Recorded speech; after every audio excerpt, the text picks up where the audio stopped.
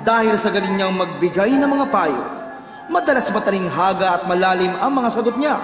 Siya ay si... Tatalino. Yeah. Kami ng friend ko ni Becky, may crush na guy.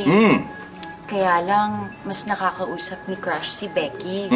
Nahiya kasi ako eh. Pwede po ba yun na hintayin ko na lang na kausapin ako ng crush namin? Yeah. Ang babaeng mahiyain at puro na lang tingin, daig ng masigasig at may pagnanasang bading. Talaga po. Eh, medyo. Thanks, Tatalino. Sige, Iha.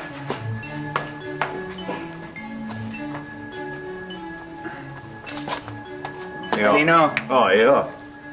pumasok ako sa serious relationship eh. Oh.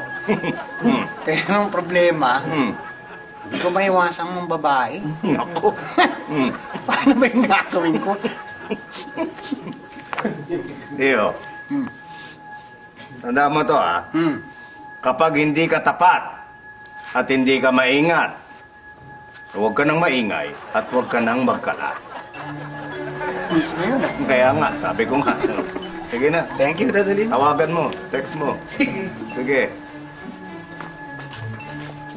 Tatalino, Iyo.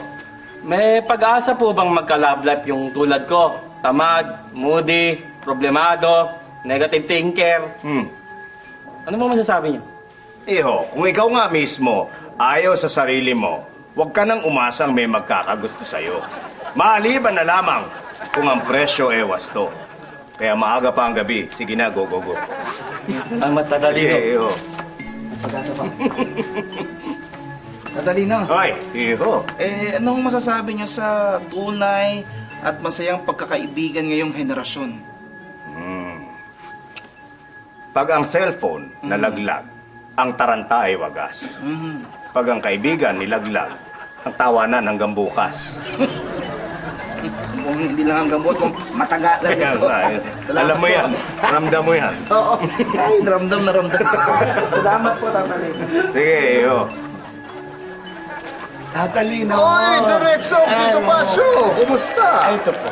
May tatanong lang po ako sa inyo. Ano yun, Direk? Ang tao ba pwede pa magbago kahit matanda na ka? Hindi ba late na yun? Direk Soxy, kapag hindi nabuo ang pira-pirasong pangarap, kontrobersyal man yan, sana handa kang tumanggap. Ilang taon ka ng impostora? 3, 2, 1? Ngayong dead na si Lolo, aba nabuhay na ang reyna. Reyna? Tinawag mo akong Reyna? Minsan pang nasaling ang feminine side ng aking pagkatawa.